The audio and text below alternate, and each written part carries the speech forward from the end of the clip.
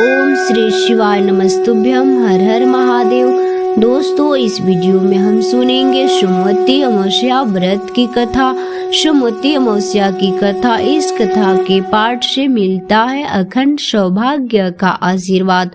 सोमवती अमावस्या के दिन भगवान शिव की उपासना की जाती है।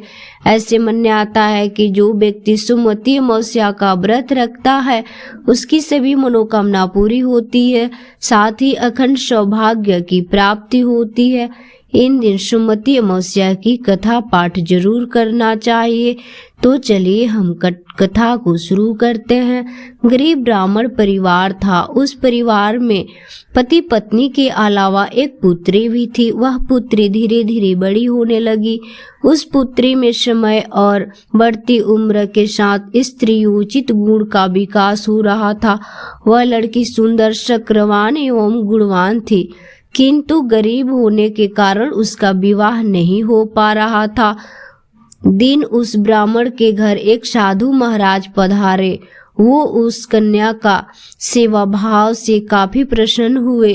कन्या को लंबी आयु का आशीर्वाद देते हुए साधु ने कहा, इस कन्या के हथेली में विवाह योग रेखा नहीं है। तब ब्राह्मण दंपति ने साधु से उपाय पूछा कि कन्या ऐसा क्या करे कि उसके हाथ में विवाह योग बन सके। साधु ने कुछ देर बाद विचार करने के बाद अपने अंतर्दृष्टि से ध्यान करके बताया कि कुछ दूरी पर एक गांव में सोना नाम की धोबी जाति की एक महिला ना बेटे और बहू के साथ रहती है, जो बहुत ही आचार विचार और संस्कार, सम्मान तथा पति प्रयाण है।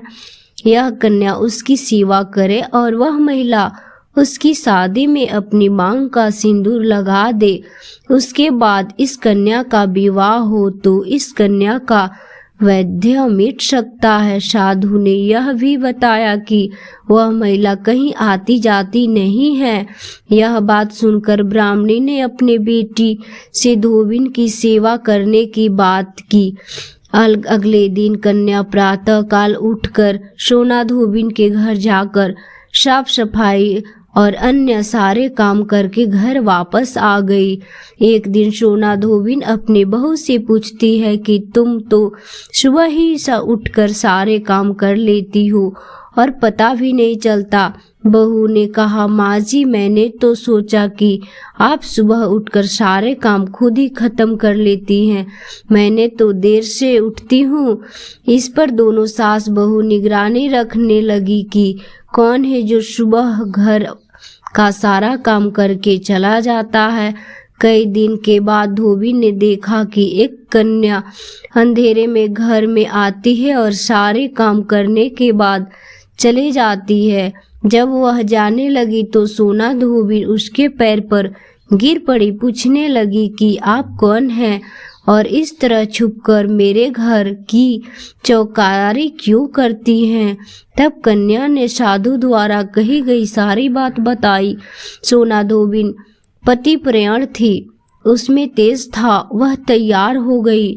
सोना धोबिन के पति थोड़ा अस्वस्थ थे। उसने अपनी बहू से अपने लौटने आने तक घर पर ही रहने को कहा। सोना धोबी ने जैसे ही अपने मांग का सिंदूर उस कन्या की मांग में लगाया, उसका पति मर गया। उसे इस बात का पता चला गया कि वह घर से निराजल ही चली थी। यह सोचकर कि रास्ते में कहीं पीपल का पेड़ मिलेगा तो उसे भौरे देकर और उसकी परिक्रमा करके ही जल ग्रहण करेगी। उस दिन सोमवती अमावस्या थी।